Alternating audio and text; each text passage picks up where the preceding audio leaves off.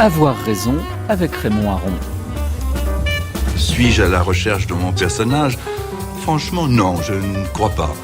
J'ai le sentiment que mon existence a été faite dans une large mesure par des circonstances qui me sont extérieures. Car mon ambition initiale, je ne crois pas l'avoir accomplie, elle était purement philosophique et purement scientifique.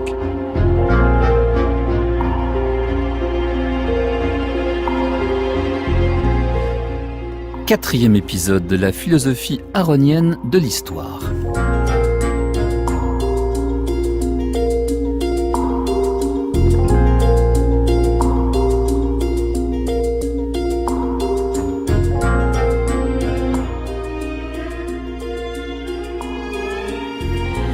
Et d'abord, un élément biographique. C'est parce qu'il a pris très tôt conscience en Allemagne au début des années 30 que l'affrontement entre la démocratie et ses ennemis totalitaires était très probable que Raymond Aron s'est spécialisé dans la philosophie de l'histoire, ou plus exactement dans l'épistémologie des sciences sociales, car les philosophies de l'histoire, au sens de ces vastes panoramas prétendant rendre compte du devenir de l'humanité à travers des étapes et en fonction d'une valeur cardinale, c'est précisément ce dont il fallait se méfier.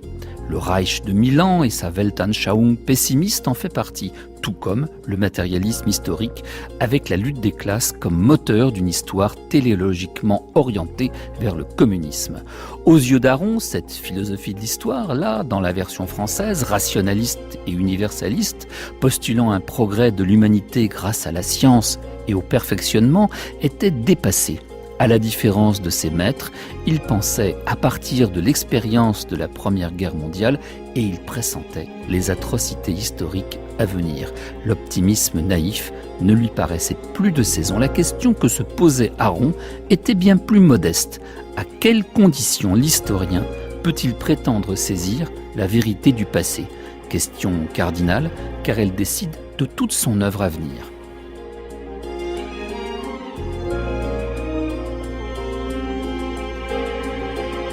Pour en parler, mes invités sont Perrine Simon-Naoum, directrice de recherche au CNRS, enseignante à Sciences Po. Vous avez notamment préfacé Dimension de la conscience historique de Raymond Aron.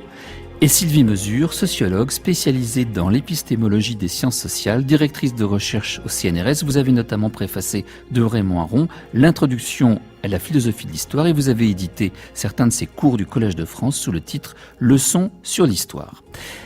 Ma première question est pour vous, Sylvie Mesure. Je vais vous citer Raymond Aron. La philosophie de l'histoire, dit-il, est en France un genre littéraire si décrié que personne n'ose avouer qu'il le pratique. On l'oppose à la science comme la fantaisie à la rigueur, l'intuition au savoir, et il cite aussitôt les systèmes de Hegel et d'Auguste Comte. Plus loin, il définit ainsi la philosophie de l'histoire, une vision panoramique de l'ensemble humain. Comte, à l'époque, s'était dépassé, mais il y avait le marxisme déjà qui, à l'époque, occupait bien le terrain. Alors, pourquoi Aron, dès sa thèse de doctorat, combat-il ces fameuses philosophies de l'histoire ? Qu'est-ce qu'il a alors reproché ?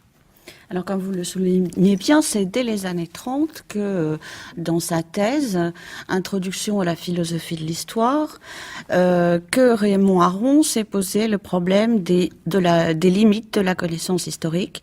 Et, comme il le souligne dans les mémoires, l'intention, le but du jeune Aron était, au départ, quasiment existentiel. Il commence en fait par la politique. Ce qu'il voulait faire, c'était tester ses opinions politiques, les soumettre à une révision philosophique et, en premier lieu, réfléchir sur la philosophie marxiste de l'histoire, héritière de Hegel. Donc, en premier lieu, ce n'est pas une ambition scientifique, c'est pas un projet scientifique qui l'anime vraiment, c'est un projet quasiment existentiel. Et le début de Raymond Aron est une réflexion politique, une question politique. Il va ensuite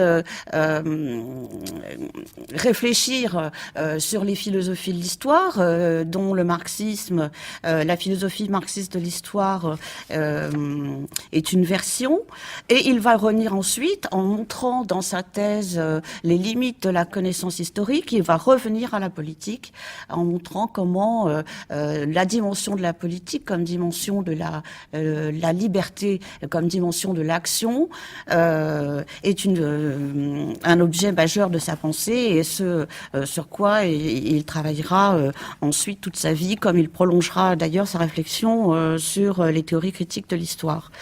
Alors pourquoi critique-t-il la philosophie marxiste de l'histoire?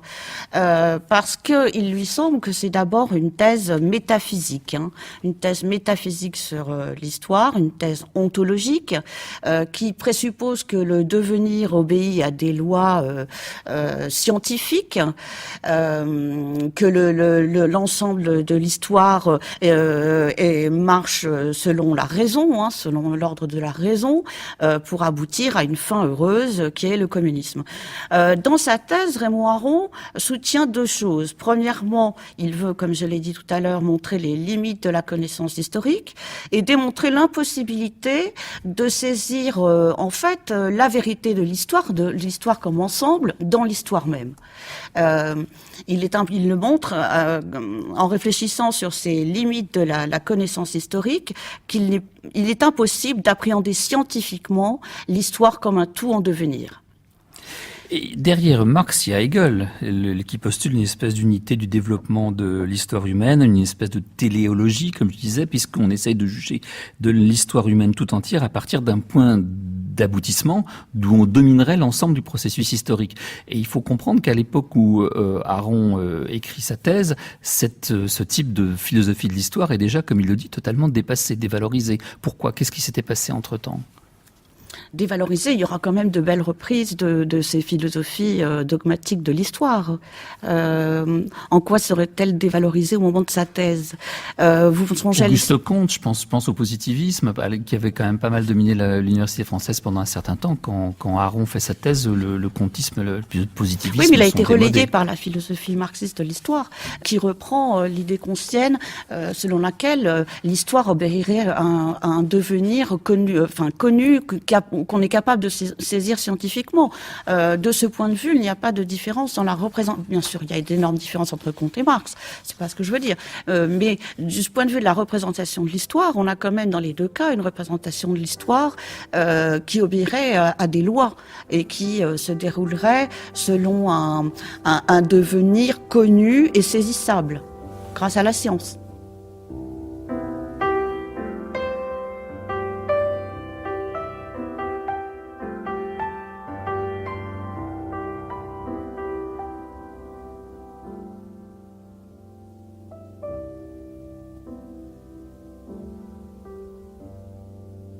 Intellectuellement, le stalinisme serait le développement de la conception millénariste.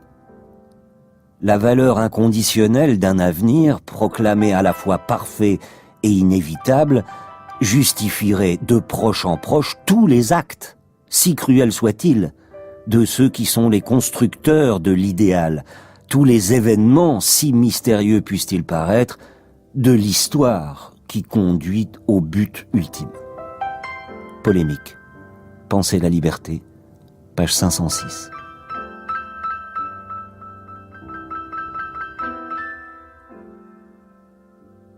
Perrine Simon-Naoum, en quoi les philosophies de l'histoire, ou du moins certaines d'entre elles, prédisposent-elles à une mentalité totalitaire ? Eh bien, c'est l'idée, Sylvie Mesure le rappelait, que l'histoire est prédéterminée par des lois et que donc il suffit de mettre ces lois en action pour arriver à la réalisation de la fin de l'histoire, en l'occurrence le communisme. Pour arriver à la réalisation de ces lois, la société n'a pas le choix que de faire un avec l'État, et c'est également ce que montrait Hannah Arendt, et se produit donc une équation entre l'État d'un côté, la société, l'individu disparaissant, et c'est pour ça que Aron saisit très très tôt, à la suite de son maître Elie Halevi, qui meurt avant-guerre, donc qui ne verra pas la réalisation de ses prédictions, mais donc vous savez que les études sur la Première Guerre mondiale sont les premières à montrer une sorte sorte de réunion possible entre un chiasme finalement entre le régime fasciste italien et le régime soviétique, mais aussi avec le nazisme. Et donc ce que Aron voit très tôt, c'est la façon dont ces régimes totalitaires qui mettent en œuvre une philosophie machiavélienne de l'histoire, c'est-à-dire une conception négative des individus, et l'idée que l'histoire est également mue par les rapports de force, vont très tôt écraser ces individus. Et pour revenir à la question que vous posiez tout à l'heure, il ne faut pas oublier que le climat dans lequel Aron soutient sa thèse, c'est aussi la polémique qu'il rappelait dans les mémoires avec Victor Bach et avec son maître Léon Brunswick, l'idée que, soutenue par ces philosophes de la Sorbonne, que les démocraties qui effectivement s'avançaient vers un conflit avec les régimes totalitaires sortiraient victorieuses parce que elles reposaient sur la raison et sur les valeurs humanistes. Et Raymond Aron, à 2 reprises, au moment de la soutenance de sa thèse, mais aussi dans la communication qu'il fait en mémoire d'Elia Lévy en 1939, sous le titre « État démocratique, État totalitaire », les met en garde. Il leur dit « Attention, l'histoire n'est pas écrite et les démocraties peuvent perdre ». Et puis il y a autre chose aussi dans cette philosophie de l'histoire, c'est que, en tout cas dans une perspective hegelienne, on a tendance à dire qu'il y a des ruses de l'histoire et que parfois le mal est nécessaire pour l'aboutissement du bien ultime que l'histoire poursuit par définition. Et ça, c'est évidemment la justification des crimes du stalinisme. Alors là, il a été très clair sur cette question, notamment dans la polémique qu'il a engagée avec Merleau-Ponty à partir d'Humanisme et Terreur en 1947, où Merleau-Ponty donc justifie les procès de Moscou, puis ensuite dans ce que Aron a écrit à la fois Les mésaventures de la dialectique, réponse directe à Merleau-Ponty, et L'opium des intellectuels. La caractéristique d'Aron, c'est d'abord de séparer la morale et la politique. C'est ensuite d'affirmer que il n'y a aucune fin de l'histoire qui justifie qu'on sacrifie les valeurs humanistes. L'idolâtrie de l'histoire se donne le droit de substituer de proche en proche, aux faits bruts, les significations liées à un système d'interprétation prétendument définitif. On risque d'ériger les vainqueurs en juges des vaincus. L'opium des intellectuels, page 204.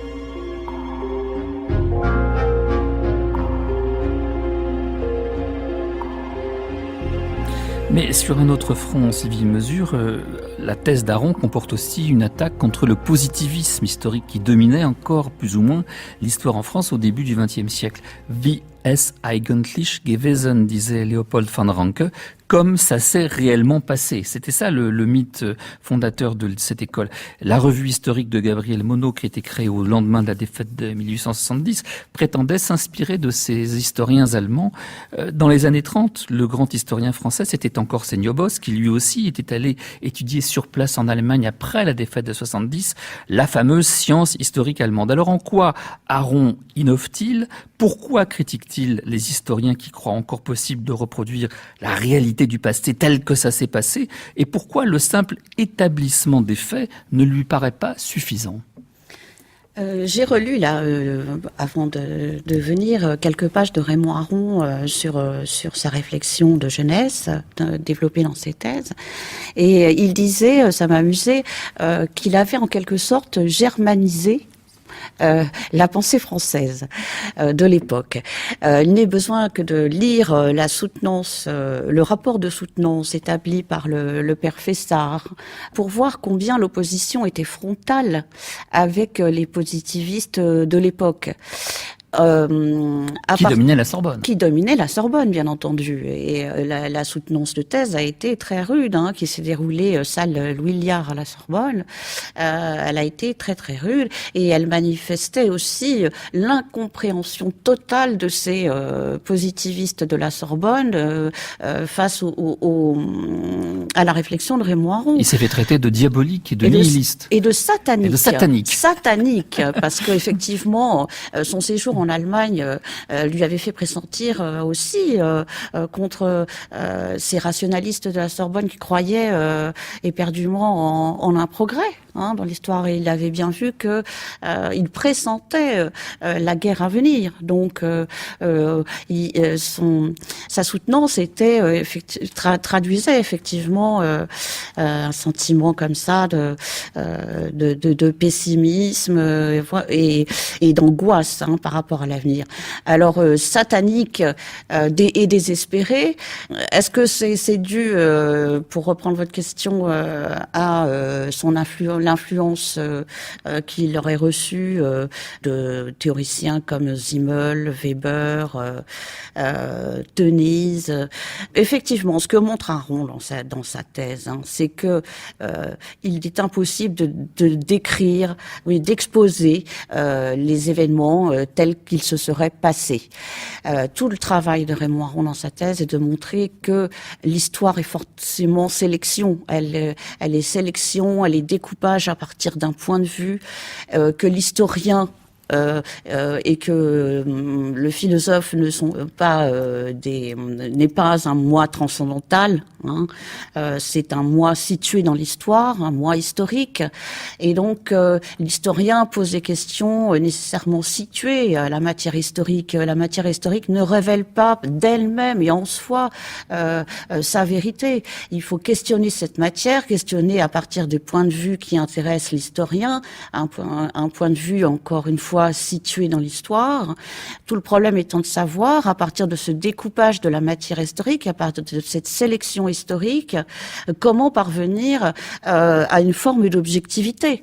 Le problème posé par l'introduction à la philosophie de l'histoire, c'est où Raymond Aron a formulé sa version, ce qu'il appelle sa version personnelle de la critique de la raison historique, c'est de montrer d'une part les limites de la connaissance historique, mais aussi de s'interroger sur quelle part de vérité est-il possible d'atteindre dans ce domaine. Voilà, quelle est la connaissance objective que nous pouvons atteindre des faits historiques.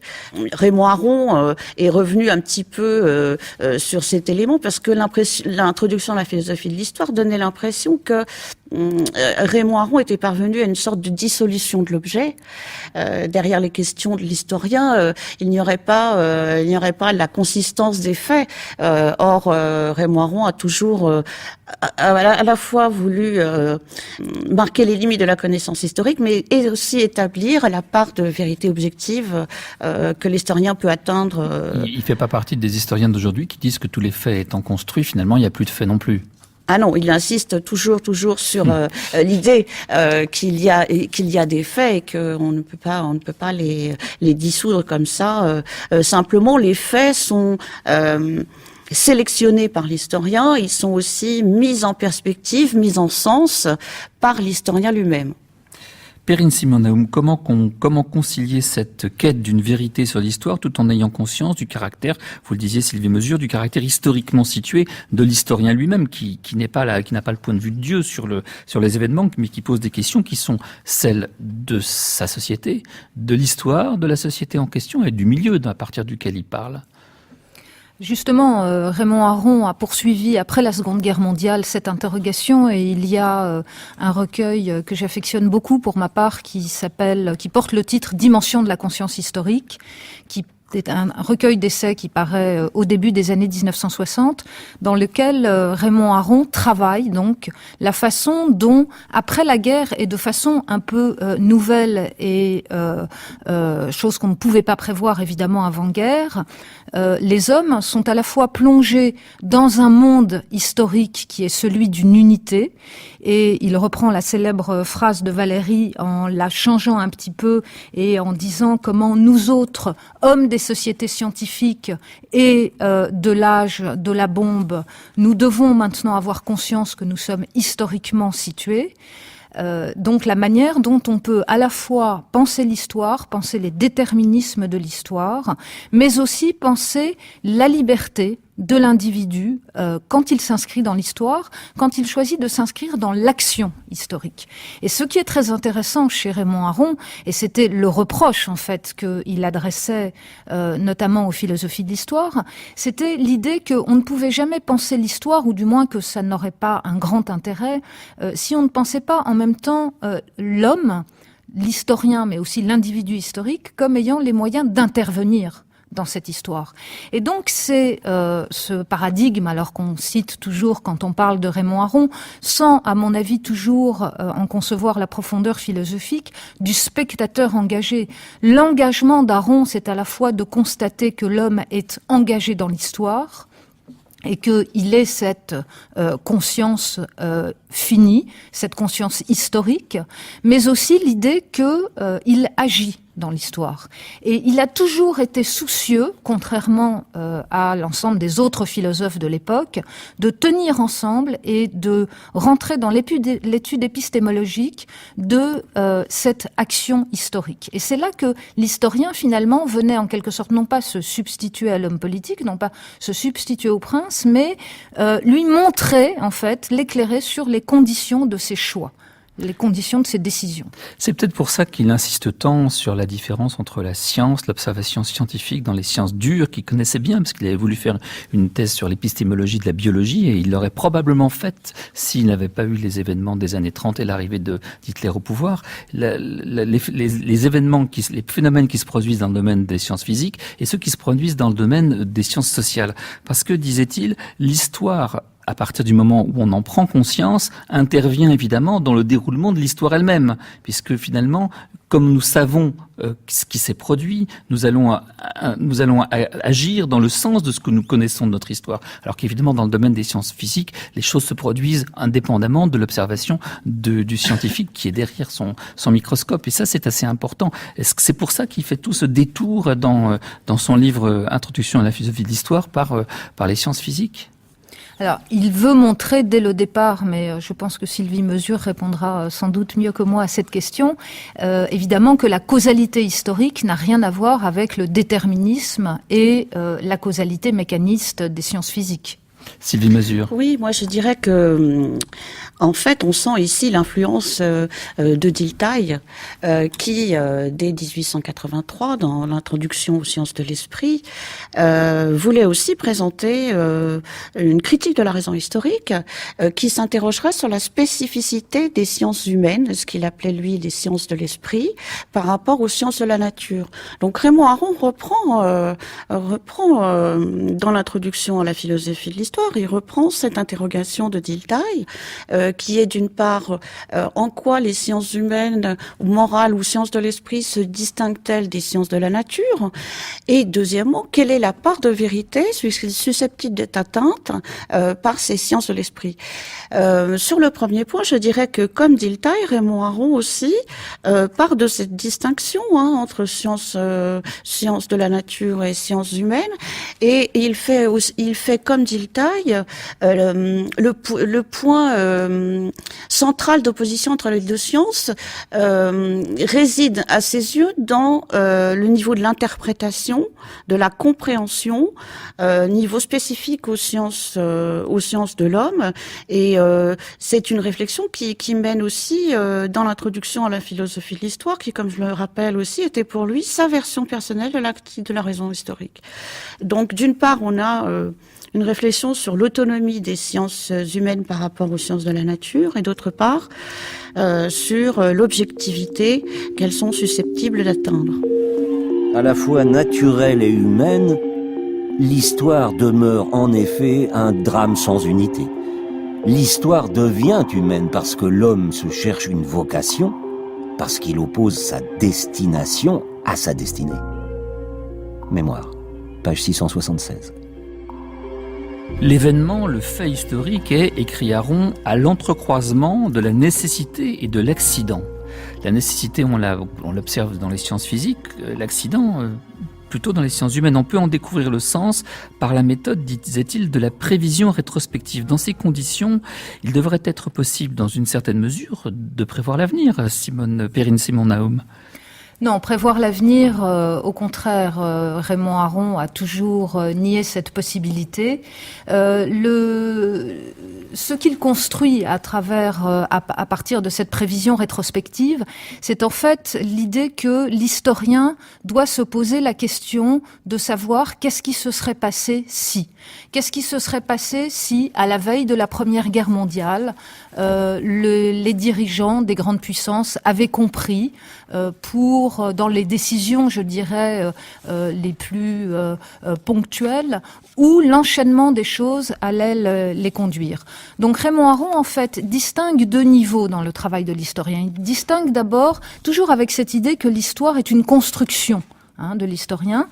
D'abord, le niveau de l'unité historique auquel l'historien choisit de se situer. Ça n'est pas du tout la même chose d'étudier un événement si vous prenez le champ de bataille de Waterloo ou si vous prenez la stratégie napoléonienne ou si vous prenez la reconstruction, la reconfiguration des puissances européennes au début du XIXe siècle. Donc il y a ce premier élément de construction historique qui est le choix, le jeu d'échelle, finalement, le choix d'éléments auxquels vous voulez vous situer. Seconde réflexion de Raymond Aron sur la causalité, Sylvie Mesure en a parlé, avec l'idée que il y a toujours dans l'histoire un élément de surprise. Et c'est ça dont il faut tenir compte. Et c'est pour ça qu'il s'est orienté d'ailleurs vers l'histoire politique. C'est-à-dire que l'histoire politique, pour lui, était exemplaire à la fois de la forme du déterminisme de l'histoire, mais aussi le lieu où la liberté, finalement, la liberté confiée à l'individu, assumée par l'acteur politique, était la plus importante. Donc le niveau de l'histoire politique, pour lui, était en quelque sorte le plus intéressant, exemplaire de ce que devait être le travail de compréhension de l'historien. Rentre aussi en ligne de compte, et ça on oublie toujours de le dire parce qu'on voit toujours Aron comme quelqu'un de très, je veux dire, à la fois sévère, rigoureux, l'idée que ce qui entre en ligne de compte, c'est l'imagination de l'historien. Et que donc l'historien doit être quelqu'un qui a cette imagination et se demander qu'est-ce qui se serait passé si. Par ailleurs, il détestait l'idée d'illusion rétrospective de nécessité. Il emploie souvent cette expression pour dire à quel point il est déplaisant de voir que les historiens trouvent que le déroulement de l'histoire passée était obligé à une espèce de fatalité, alors que bizarrement, dans le domaine de l'avenir, la sécurité, tout est ouvert. Sylvie Mesure. Oui, tout à fait. La réflexion de Raymond Aron vise à dégager cette dimension d'incertitude de l'avenir, comme aussi de redonner vie au passé. Oui, il était contre cette illusion rétrospective en fait de fatalité. Ce qu'il voulait, il voulait donner un sens à cette dimension de hasard, à cette dimension de contingence, et à cette dimension proprement, comme l'a souligné Perrine, proprement politique de l'action. Dans les mémoires, si je me souviens bien, il décrit son travail dans l'introduction à la philosophie de l'histoire comme une introduction à la science juridique. Et je viens de le revoir, de le relire, et c'est très intéressant parce que ça ouvre en accentuant, en insistant sur la limite de la connaissance historique et sur l'impossibilité des philosophies dogmatiques de l'histoire. Il redonnait toute sa teneur à l'action. Qui est à la liberté, donc. À la liberté, à l'action, à la dimension politique et historique de l'action se faisant dans l'histoire. Il n'est pas plus difficile théoriquement de saisir une relation causale projetée vers l'avenir que constatée dans le passé. Passé et avenir sont en tant que tels homogènes. On prévoit dans la mesure où l'on explique. La nécessité causale donne la possibilité de prévoir. Mais en matière d'histoire, les liaisons causales que l'on parvient à établir entre faits isolés sont le plus souvent incertaines, équivoques. Dimension de la conscience historique, page 58. Aron, à la suite de Max Weber, ne cesse d'opposer la compréhension des faits historiques à la causalité par laquelle on peut les expliquer. Alors, que faut-il entendre par cette distinction et en quoi est-elle déterminante ? Perrine Simon-Naoum. Oui, c'est ce qu'on vient d'entendre de Raymond Aron dans les dimensions de la conscience historique, c'est-à-dire que la causalité n'est jamais déterministe en histoire. Il y a toujours un moment où l'individu, et à travers l'individu, le choix que celui-ci exerce... Pas de détermination en dernière instance. Non, absolument. Et vous savez que Aron commence sa thèse sur cette phrase très célèbre, on supposera connu la théorie de Cournot. Évidemment, aujourd'hui, plus personne ne connaît la théorie de Cournot. Peut-être à l'époque, un certain nombre de gens la connaissaient, mais vous savez que c'est une théorie donc qui s'intéresse à la description des séries mathématiques, et à l'inscription du hasard, à la manière dont ces séries varient. Donc, voilà. Et la rencontre entre deux types de séries qui peut provoquer un événement. Alors, enfin, je me souviens juste de ça. Mais qu'est-ce que vous dites de cette divergence entre la compréhension et la causalité? Pourquoi ça occupe tant de pages dans l'œuvre philosophique de Raymond Aron, Sylvie Mesure? Et bien, comme je le disais tout à l'heure, Raymond Aron réfléchit aussi sur ce qui fait la spécificité des sciences de l'homme. Et ce qui fait la spécificité des sciences de l'homme, c'est qu'à ce niveau, nous avons à comprendre ce qui s'est passé, nous avons à saisir le sens, nous avons à interpréter le passé. Donc c'est la raison pour laquelle Raymond Aron, outre le fait qu'effectivement il réfléchit sur la conjonction de hasard et de nécessité, sur la dimension de l'action, etc., insiste aussi sur la nécessité qu'il y a à comprendre les acteurs, à comprendre, puisque l'objet des sciences humaines, c'est l'homme lui-même, l'homme situé dans l'histoire. Les motivations ? Ses motivations, ses intentions, et aussi le décalage qui pourrait y avoir, et qu'il y a souvent, entre les intentions des acteurs et les résultats de leurs actes. C'est ce qui fait aussi le caractère tragique de l'histoire. Hein. C'est le fait que les intentions ne correspondent pas, enfin échouent ou se fracassent sur la réalité, ou trouvent des limites, des contraires. Donc chez Raymond Aron, on a aussi l'idée que ce caractère tragique de l'histoire résulte de cet immense décalage entre ce que nous voulons et les résultats de nos actions, et ainsi que le fait, puisqu'on parlait des philosophies dogmatiques de l'histoire, le fait que l'histoire n'obéit pas nécessairement aux idées de la raison, à la raison. Sylvie Mesure, comment concilier la quête d'une vérité historique d'ambition universelle et la reconnaissance de la pluralité des interprétations, la vérité d'une œuvre et la mise en perspective historique des conditions historiques de sa création? Il y a là un problème avec lequel Aron se débat en permanence. Comment arriver à dire qu'il y a une vérité historique à partir du moment où on parle de cette pluralité des interprétations possibles? Mais c'est là tout le problème aussi qui est posé dès 1938, puisque Raymond Aron réfléchit aussi sur l'historisme, hein, c'est-à-dire le relativisme historique. On dit historicisme aujourd'hui, non? On dit historicisme, oui. Aron ne distinguait pas historisme et historicisme. C'est Popper qui les distinguait dans The Poverty of Historicism. Aron ne les distingue pas. L'historisme, c'est le relativisme historique. Alors, effectivement, ce qui avait effrayé, comme on l'a vu tout à l'heure aussi, ces maîtres de la Sorbonne, c'est que si l'on insiste sur la sélection, sur l'interprétation, sur le caractère situé aussi de ces interprétations, comment penser une part de vérité, comment penser l'objectivité de l'histoire. Là, c'est tout le problème, et je dirais que moi, dans l'introduction, il n'a pas résolu ce problème. Il n'a pas résolu. Il l'a toujours cherché, il l'a toujours posé. Est-ce qu'il a donné une réponse satisfaisante? Pour moi, il y a eu des réponses partielles, mais à mon avis, il a toujours essayé de fonder cette objectivité tout en ayant un petit peu de mal à mettre en œuvre sa solution. En effet, Perrine Simon-Naoum, Aron attaque les conceptions de l'histoire qui ramènent toutes les vérités proclamées par une époque à des causes qui seraient politique, économique et sociale. Il faut séparer, écrit-il, jugement de valeur et établissement des origines. À ses yeux, c'est de la réduction que d'attribuer une opinion, une école, une pensée à ces conditions d'élaboration.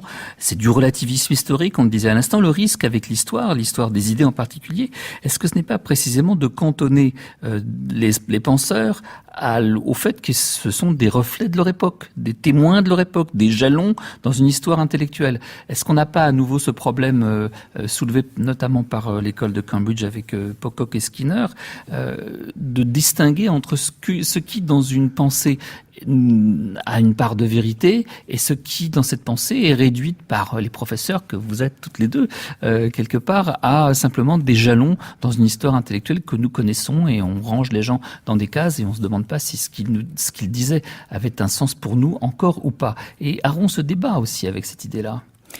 Je crois que là-dessus, il est quand même d'une certaine façon plus affirmatif, c'est-à-dire que d'une part, effectivement, l'historien est comme les autres individus situé dans la réalité historique et dans sa propre réalité, mais encore une fois, l'exercice de l'histoire chez Aron, c'est toujours un exercice de liberté. Et ce qui est très important pour lui, et c'est en ça que l'historien en réalise un petit peu la quintessence, je dirais, c'est que en analysant le passé, l'historien donc cherche une vérité et se libère des contingences de l'histoire.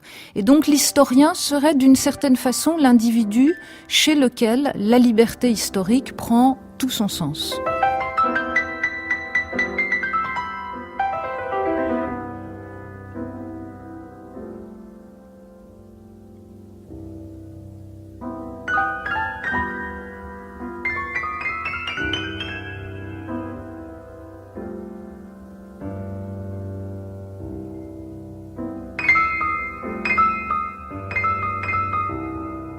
Vous savez, quand on a décidé pour jouer le jeu d'être tout à fait sincère, et si quelqu'un vous demande est-ce que vous n'avez aucune ambition politique, on est tenté de fouiller le petit coin de son âme où il subsiste probablement le regret de ne pas avoir fait une chose qu'à une certaine époque de sa vie on a souhaité. Et il est parfaitement vrai qu'il y a eu un ou deux moments où j'ai eu le désir de l'action politique, mais fort heureusement, ma femme, ma compagne, est une personne intelligente et beaucoup plus raisonnable que moi, et elle m'a toujours dit que j'étais fait pour beaucoup de choses, mais pas pour être un homme politique.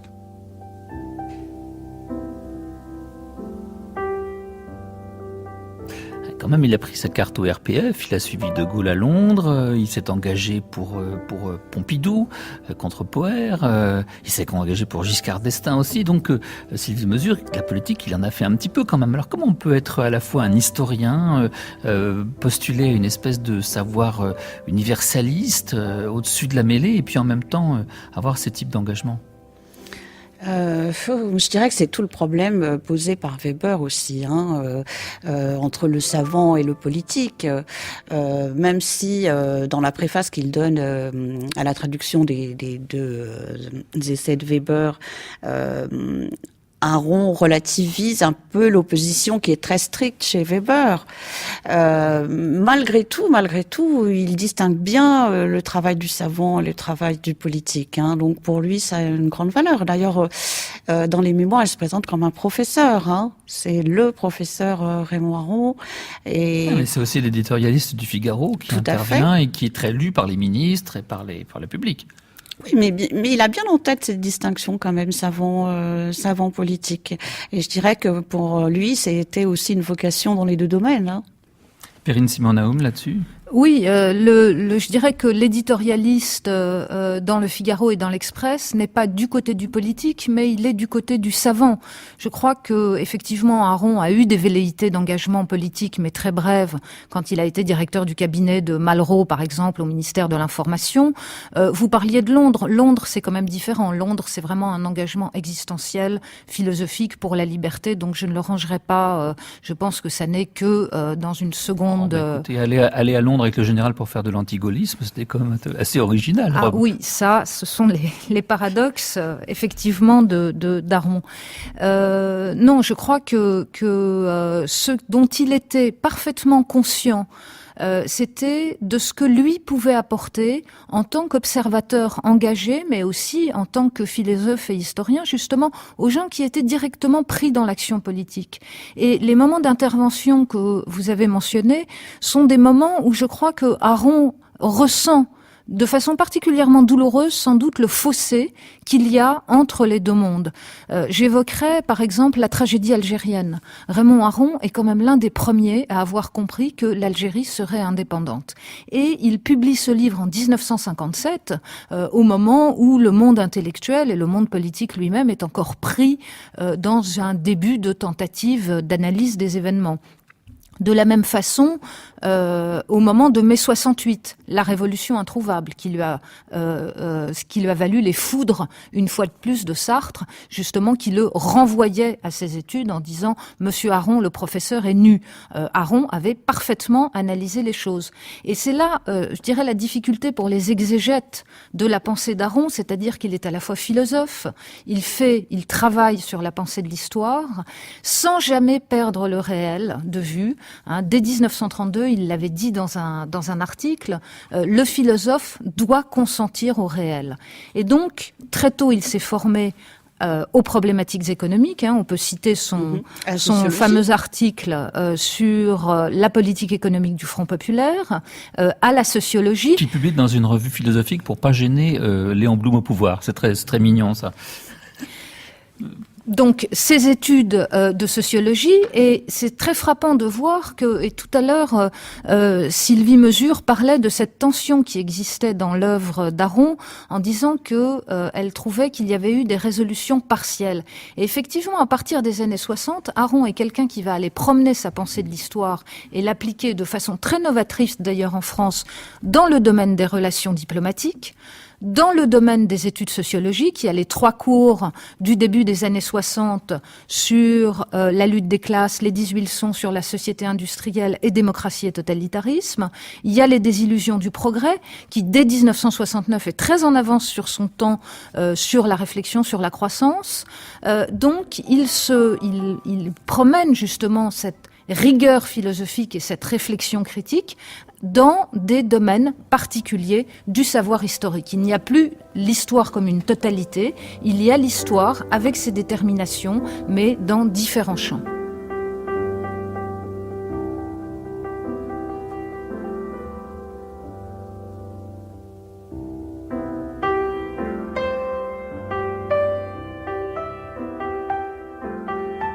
Tout ce que le philosophe peut et doit affirmer, c'est que l'histoire prise globalement n'est pas insérée dans une dialectique qui assure à l'avance la victoire d'un parti et nous autorise à prévoir l'issue. La totalité historique n'est pas accomplie. Nous ne connaissons pas le terme final de l'aventure, l'aboutissement du déterminisme. Nous n'avons pas le droit d'invoquer l'avenir inévitable pour justifier un régime d'aujourd'hui imparfait comme les autres. Dimension de la conscience historique. Page 266.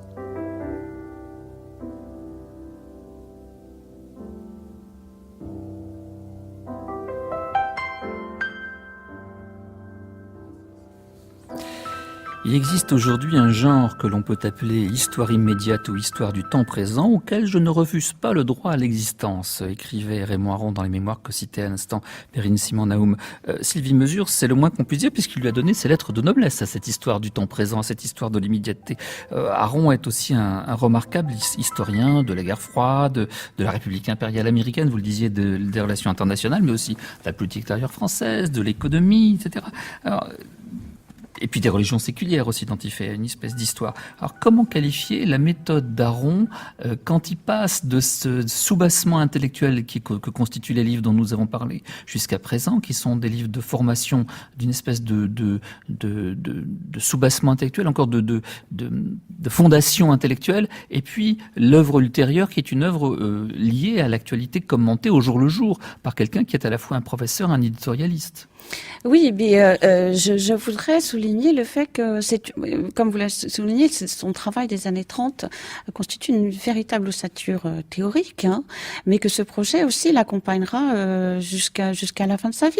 En 70, dans les cours du Collège de France, il travaille sur la philosophie analytique de l'histoire des Anglo-Américains, qu'il compare aux travaux sur l'historisme allemand. Donc c'est une ossature véritablement théorique et jusqu'à la fin de sa vie, il a travaillé sur Marx, il a travaillé sur la philosophie critique de l'histoire. Cela dit, je suis un peu loin de votre question. Vous parliez d'une ossature théorique et de quelle est la nature de son travail.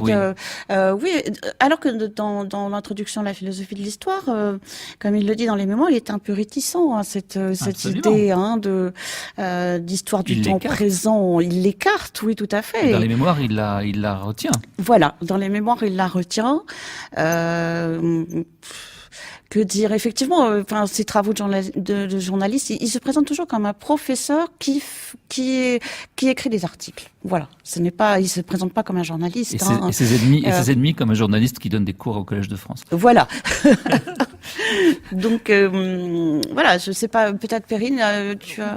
Pour rebondir sur cette idée, oui. On entendait une citation des dimensions de la conscience historique. C'est dans le même article que Aron explique que l'historien du temps présent a cet avantage de ne pas être contraint par ce qui se passe quand on se tourne vers un passé très lointain, où on doit tenir compte de l'ensemble des documents existants, des témoignages, de leurs différences, de leurs divergences. Il dit justement, l'historien du temps présent, c'est l'historien politique, c'est l'historien qui est directement placé dans l'action, et c'est là que finalement son art trouve à s'épanouir. Et c'est pas pour rien que d'ailleurs dans ce recueil, vous avez à la fois une réflexion sur Thucydide et le récit historique, mais les deux derniers articles qui terminent le recueil s'appellent Nation et Empire, donc réflexion sur la colonisation, la décolonisation, et L'aube de l'histoire universelle, réflexion sur qu'est-ce que c'est que ce monde qui s'ouvre à nous, puisqu'on est en 1960, dans lequel pèse sur l'existence de l'humanité tout entière la bombe atomique. Perrine Simon-Naoum, pourquoi Aron relit constamment Thucydide? Pourquoi c'est un modèle d'historien à ses yeux? Est-ce qu'il y a une portée universelle dans Thucydide? Il y a une portée universelle dans la façon dont Thucydide conçoit l'histoire. Et Thucydide est le premier, je parlais tout à l'heure de jeu d'échelle et de construction de l'événement historique et de l'unité historique. Thucydide est le premier à réfléchir à partir de son analyse de la guerre du Péloponnèse, à la fois sur le combat des différentes forces politiques, la manière dont les individus interfèrent avec les groupements collectifs. Et là, Aron marque la différence. Il dit, contrairement à Thucydide qui vivait à l'âge des héros, nous vivons, dit-il, dans une époque de dépersonnalisation, c'est-à-dire il n'y a plus de héros au XXe siècle. Il n'y a plus de héros, mais il y a quand même des individus qui font l'histoire. Et Thucydide est également celui qui montre que le regard, le jugement que peut porter l'historien sur un événement est différent selon qu'il réfléchit sur telle bataille, tel mouvement d'armée, ou alors sur une stratégie plus vaste. Et puis il y a des leçons de portée plus universelle qui ont même des choses à nous dire sur notre vie aujourd'hui. Quand il dit que les républiques marchandes sont colonialistes, qu'elles ont tendance à vouloir installer des colonies ou des protectorats le long de leur route commerciale, on peut penser à ce qui se passe aujourd'hui en mer de Chine. Quand il oppose les puissances continentales aux puissances maritimes, à propos de la guerre du Péloponnèse, on voit que tout cela aujourd'hui n'est pas sans résonance. Oui, effectivement, l'idée d'Aron, que ce soit quand il dialogue avec Thucydide ou avec Max Weber, c'est qu'il y a quand même des grands esprits qui ont analysé l'histoire et que comme nous, aujourd'hui, avons tout intérêt à raisonner avec Aron et à relire Raymond Aron, Aron lui-même dialoguait avec Thucydide et dialoguait avec Max Weber. À la fois naturelle et humaine, l'histoire demeure en effet un drame sans unité.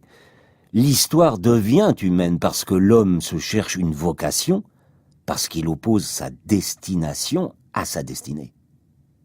Mémoire. page 676.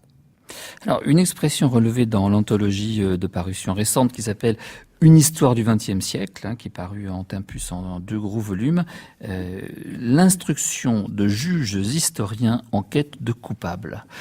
C'est assez prémonitoire, c'est une tendance qu'il avait relevée, mais reconnaissez Sylvie Mesure qu'elle ne s'est guère arrangée. Les juges historiens sont de plus en plus nombreux à chercher des coupables.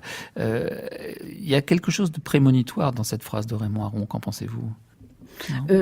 Moi, je dirais que la réflexion de Raymond Aron sur l'histoire, c'est aussi de donner toute sa lumière, toute sa dimension à la responsabilité.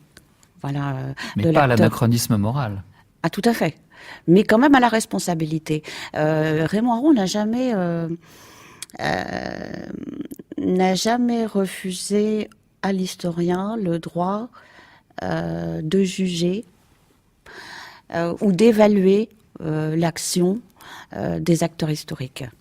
Quand on parle de Hitler, quand on parle de Staline, quand on parle de je ne sais quel autre tyran, comment ne pas évaluer la responsabilité des acteurs historiques. Donc je ne sais pas à quoi trop correspond votre question, ce que vous avez précisément en tête.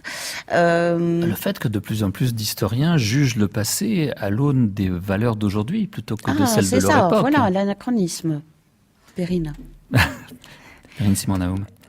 Oui, moi je crois que il faut pas oublier le climat polémique dans lequel je crois qu'on l'a un tout petit peu gommé. Enfin, vous l'avez rappelé, mais dans lequel Aron publie l'ensemble de ses écrits sur l'histoire. Et ce qu'il a en vue en disant ce qu'il répondrait, lui, je pense, c'est l'idée que la politique n'est pas la morale, et c'est ce qu'il reprochait à des gens comme Sartre et Merleau-Ponty. Je dirais que c'était pas tant leur position politique. Ce que Aron ne supportait pas, je crois, je ne l'ai pas connu malheureusement, mais je crois, c'était l'incohérence philosophique. Et donc ce qu'il avait en vue quand il critiquait Merleau-Ponty et Sartre, c'était ce moralisme, en fait, cette confusion entre les arguments qui étaient de l'ordre du raisonnement philosophique et puis les valeurs morales qu'on pouvait défendre. Pour Aron, ce qui comptait avant tout au sein de l'humanisme pour lequel il était engagé, il ne s'agissait pas évidemment de défendre n'importe quelle valeur, mais c'était d'être en accord avec soi-même, c'est-à-dire d'avoir cette cohérence de la pensée. Sylvie Mesure, Aron avait-il en vue une histoire universelle qui aurait pu prendre appui sur sa philosophie de l'histoire? A-t-il pressenti quelque chose comme ce qu'on appelle aujourd'hui la world history, déconnectée des catégories de pensée purement occidentales qui ont été celles de l'historien jusqu'il n'y a pas si longtemps? Non, moi je pense pas un précurseur de la world history. Je ne pense pas. Je ne pense pas qu'on puisse penser dans ce sens. Est-ce qu'il pouvait penser une histoire universelle à partir de sa philosophie de l'histoire? Il en a rêvé, il le dit. Il dit dans les mémoires qu'il est resté un homme des Lumières. C'est-à-dire que il a toujours l'espérance que l'histoire pourrait conduire vers un meilleur, un mieux. Il a toujours l'espérance du progrès, mais justement, ce n'est qu'une espérance, il n'est pas une foi. Et donc, en tant qu'homme de lumière, il ne peut pas ne pas faire référence à cette idée de fin de l'histoire, où où l'humanité se trouverait pacifiée. Mais il en fait une idée de la raison. Il n'en fait pas le terme du devenir historique. Là, là est toute la différence. Je dirais qu'il a perdu la foi en cette idée de progrès que lui avaient inculqué ses maîtres de la Sorbonne, cette idée naïve que l'histoire conduit par elle-même au meilleur et au mieux. Mais il garde cette espérance. Et il y avait un historien que Aron lisait à l'époque parce que c'était un historien à la mode et qui a totalement disparu. C'est sûrement très dommage parce que moi je l'ai lu et je trouve formidable. C'est Toynbee. Toynbee, historien des civilisations, historien peut-être de l'Empire britannique, dit-on. Enfin, Aron lisait beaucoup Toynbee parce que précisément il avait cette ambition d'une histoire universelle à l'époque. Et puis Toynbee disait cette phrase qu'Aron aimait bien répéter: History is on the move again. Il avait l'impression de vivre une période historique extrêmement tendue et dramatique. C'était pas faux. la Deuxième Guerre mondiale et puis la guerre froide, c'était quelque chose. Est-ce que vous avez le sentiment que, Perrine Simon-Naoum, que l'histoire est à nouveau sur la brèche et que la pensée d'Aron peut nous aider à penser l'histoire qui est la nôtre aujourd'hui? Sans aucun doute. Moi, je crois que l'avantage et le bonheur que nous avons à pouvoir lire, notre génération d'historiens et de citoyens, les ouvrages d'Aron et à entrer en communication avec sa pensée, c'est exactement l'inverse de ce qu'il disait des philosophies dogmatiques de l'histoire, c'est-à-dire que Aron pouvait être, il disait qu'ils étaient optimistes dans le rêve et pessimistes dans le réel. Je dirais qu'Aron, c'était le contraire. Il était peut-être pessimiste un peu dans le rêve, même si, comme l'a rappelé Sylvie, il y avait cet horizon de la raison critique de l'histoire, mais il était, je crois, optimiste pour le réel. Et il y a ce que je rappelais tout à l'heure, son idée selon laquelle la pensée ne pouvait pas être... on ne pouvait pas réfléchir sans y mêler en même temps que l'action. Je crois qu'on aurait là une leçon à en tirer, se rappeler le message qu'il communique en 1939 à la Société française de philosophie, à savoir que si les démocraties veulent survivre, ça n'est pas seulement en proclamant haut et fort la validité des principes qui les mènent, mais c'est aussi en armant la sagesse, c'est aussi en rentrant sur le champ de bataille et en allant se battre les armes à la main pour le respect de ces principes. Sylvie Mesure, un mot de conclusion. Aron aujourd'hui, l'aronisme aujourd'hui, la philosophie aronienne de l'histoire. La philosophie aronienne de l'histoire, je dirais que les grandes leçons que nous pouvons retenir de la pensée aronienne, c'est la critique de toute forme de dogmatisme. Voilà. On peut songer aujourd'hui au fondamentalisme religieux. Voilà, je ne vais pas énumérer tous les risques auxquels se trouve confrontée aujourd'hui la démocratie, les démocraties. Voilà, ce que je retiendrai en premier lieu, c'est cette rigueur scientifique, cette critique de l'idéologie, cette critique du dogmatisme, cette défense du libéralisme et cette défense de la raison, défense de la démocratie, et aussi conscience que la démocratie est vulnérable. Et comme le disait Perrine, qu'il faut armer la sagesse.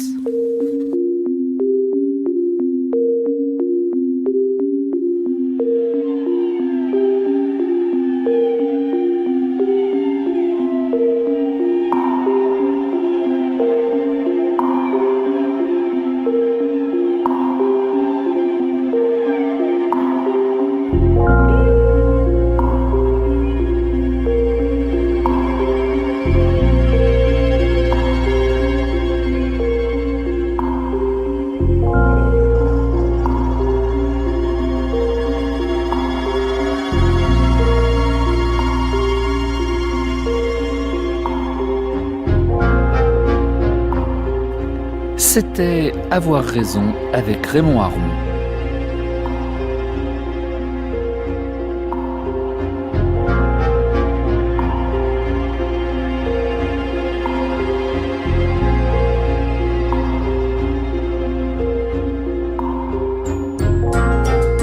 Merci à nos deux invités, Sylvie Mesure et Perrine Simon-Naoum. Texte de Raymond Aron lu par Christophe Brault. Prise de son Benoît Tétu, Claude Niort. Réalisation Anne-Pascale Desvignes.